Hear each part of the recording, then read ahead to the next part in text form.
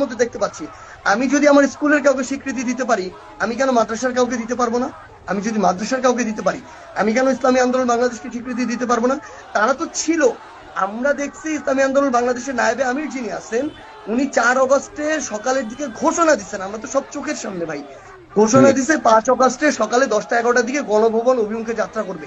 এটা তো আমাদের স্ট্রেংথ বাড়াইছে। এটা আমার স্বীকার করতে সমস্যা কোথায়? নিজেই তো সেম প্রথম ভাবে তো উনি তো নিজেই প্রথম পুলিশের গঠন ভাঙলেন, নিজেই 144 ধারা তারিখ ভাঙার জন্য তো নেমে এগুলা এসেছেন। আমরা যদি বলি, এটাকে তাহলে গদগদ কিভাবে হয় ভাই? যে যেটুকু ডিজার্ভ করে তাকে আমরা সেটুকু বলবো না কেন? না বললে তো আমার সংকীর্ণ মনতা।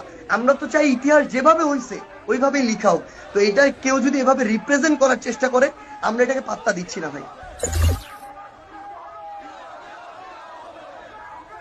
মধ্যে দেখতে পাচ্ছি।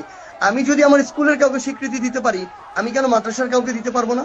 আমি যদি মাদ্রাসার কাউকে দিতে পারি, আমি কেন ইসলামী আন্দোলন বাংলাদেশকে স্বীকৃতি দিতে পারবো না? তারা তো ছিল।